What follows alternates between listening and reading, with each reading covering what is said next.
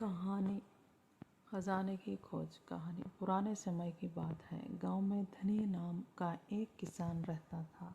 उसके पास 4 लड़के थे।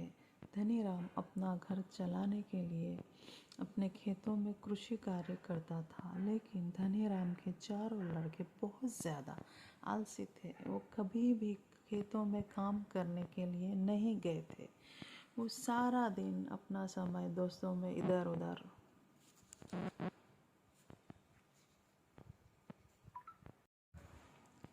बैठते। एक दिन धनी राम अपने पत्नी से बोला कि आज तो मैं ज़िंदा हूँ तो सब कुछ सही चल रहा है, मेरे बाद कौन खेती करेगा।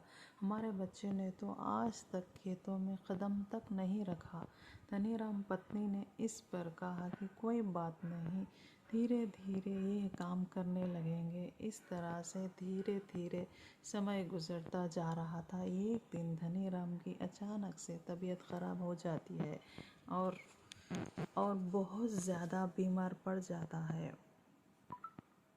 जब मैं इस दुनिया में ना रहूं तो मेरे बाद तुम खेतों में से दबाया हुआ सारा खजाना निकाल कर आपस में बांट लेना। इतना सुनने के बाद धनी राम के चारों बेटे बहुत खुश हुए। इसके कुछ समय बाद धनी राम की बहुत ज़्यादा बीमार होने की वजह से मृत्यु हो जाए। धनी राम की मृत्यु के कुछ दिन बाद उसके चारों बेटे खेत में दबे हुए खजाने को खोदने के लिए निकल गए। खेत में पहुंचने के बाद चारों बेटों ने पूरा खेत खोद डाला, लेकिन उनमें से किसी को भी खजाना जैसा कुछ नहीं मिला।